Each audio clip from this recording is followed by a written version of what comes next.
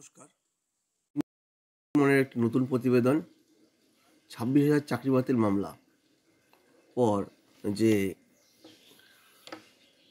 মহামান্য supreme court রাজ্যের আবেদনে সাড়া দিয়ে যোগ্যদের বা নট টু বি ফাউন্ড টেন্টেডদের যে 31 ডিসেম্বর পর্যন্ত চাকরি করার সুযোগ দিয়েছিল স্কুলের স্বার্থে, সেই প্রেক্ষাপটে এই প্রতিবেদনটি।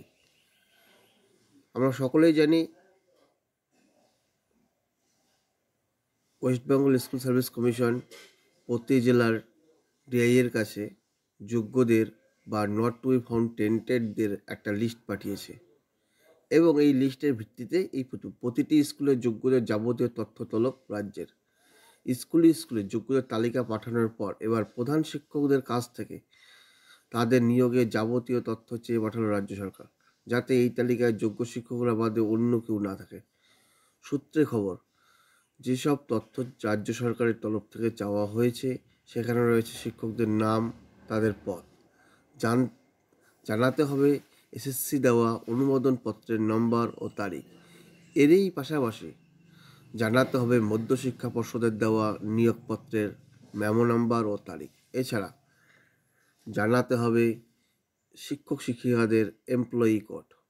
সঙ্গে উল্লেখ করতে হবে কমিশনার অফ স্কুল এডুকেশন ডিআইএর কাছ থেকে তালিকা পাঠিয়েছিল তাতে আদৌ তার নাম আছে কি না সে ব্যাপারেও। এছাড়াও জানাতে হবে শিক্ষকদের কোনো ট্রান্সফার হয়েছে কি না সেই সংক্রান্ত নথি।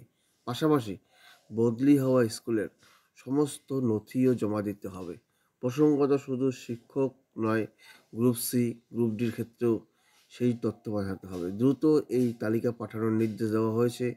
এর জন্য বিভিন্ন জেলার বিদ্যালয়গুলিতে পরিদর্শকদের তরফে একটি বিশেষ ফরম্যাট দিয়ে দেওয়া হয়েছে প্রধান শিক্ষিকাদের কাছে। ধন্যবাদ।